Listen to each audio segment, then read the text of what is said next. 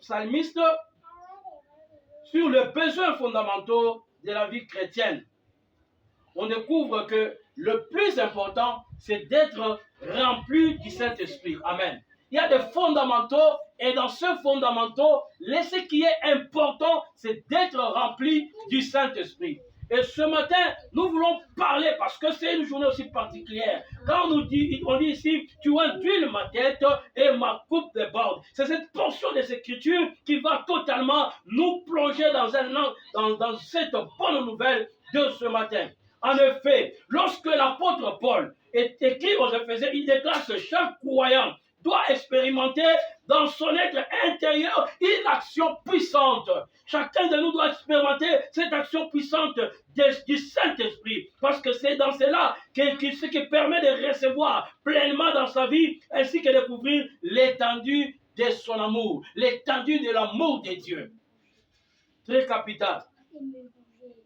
Alors Paul dit ceci aux Éphésiens chapitre 3, le verset 16 jusqu'à 19. Il parle de la connaissance de l'amour de Christ qui nous remplit jusqu'à toute la plénitude de Dieu. Ce qui doit être le but ultime et conduit à tous les chrétiens de se voir être remplis de l'Esprit de Dieu. Cette plénitude de Dieu doit occuper toutes nos pensées et être l'objet de tous nos efforts et nous permettre de converger dans une même direction. Amen. Alors, si notre but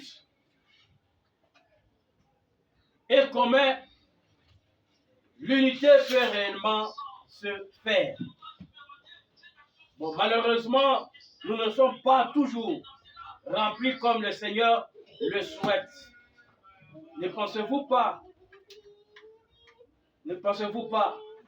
que Dieu puisse se contenter de vies à moitié pleines? Si nous nous rappelons bien, il y a la parabole des 10 vierges en Matthieu chapitre 25. En commençant du premier verset, on parle qu'il y avait 10 vierges qui devaient attendre le pouls. Mais il y a eu 5 vierges, celles qui étaient qu'on appelle les sages, et 5 autres qu'on appelle les folles. Les 5 qui étaient sages avaient le plein dans leur lampe pour attendre le pouls. Parce qu'il y avait aussi 5 folles. Les folles, c'est qu'eux, ils n'ont pas pu avoir la provision qu'il faut. La provision qu'il faut pour attendre le pouls, elles n'en avaient pas. Parce qu'il est arrivé qu'au milieu de la nuit, que leur lampe soit éteinte. Et que le pouls est venu. Et l'époux leur a dit, je ne vous ai jamais connu. Tout simplement parce qu'il n'y avait pas de provision. Le Saint-Esprit, quand nous demandons la plénitude du Saint-Esprit, nous voulons le plein. Nous voulons totalement la provision de Dieu en nous. Nous voulons la provision par le Saint-Esprit. Nous avons totalement des espaces vides. Nous sommes à moitié pleins. Nous avons une provision insuffisante dans notre vie et nous avons besoin de la puissance du Saint-Esprit. La plénitude du Saint-Esprit. En voyant cette parabole, nous comprenons qu'il y a toujours des fois une provision qui est insuffisante. L'expression de la vie chrétienne peut devenir froide, peut devenir dure, peut devenir morne, peut insensible lorsque le niveau de notre spiritualité baisse. Amen. Lorsque nous ne sommes pas remplis du Saint-Esprit, nous constatons en nous la présence agissante de nos faiblesses, nos connaissances. Et alors, nos défaillances, nous sommes en train de les regarder, nous sommes en train de les voir. Il y a l'absence de fruits.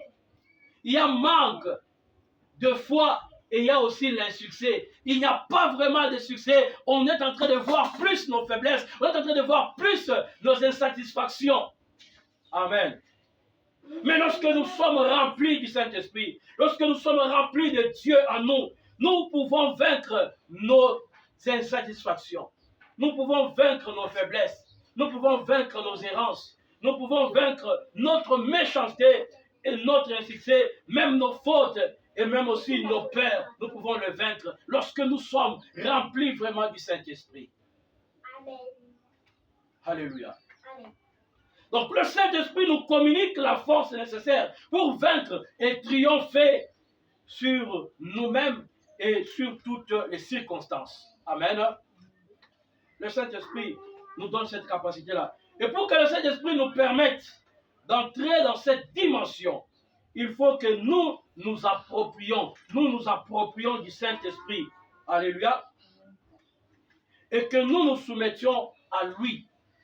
C'est très capital. Nous l'avons dit le vendredi et le jeudi que nous devrions totalement faire l'inspiration et l'expiration. Dans l'inspiration, il y a plus la soumission au Saint-Esprit, la soumission à Dieu, la soumission totale à l'Esprit de Dieu qui est en nous. Mais l'aspiration était une façon de pouvoir rejeter, abandonner et confesser toutes nos fautes, tout ce que nous avons commis, tous nos péchés. Et la question est souvent posée de savoir, pourquoi suis-je pas rempli? Amen. Pourquoi suis-je pas rempli? Alors, pour être rempli, il faut d'abord avoir été vidé. C'est ce que nous avons dit. Il faut d'abord avoir été vidé. Et quand on est vidé, et pour être vidé, rien de mieux que la soumission et l'abandon.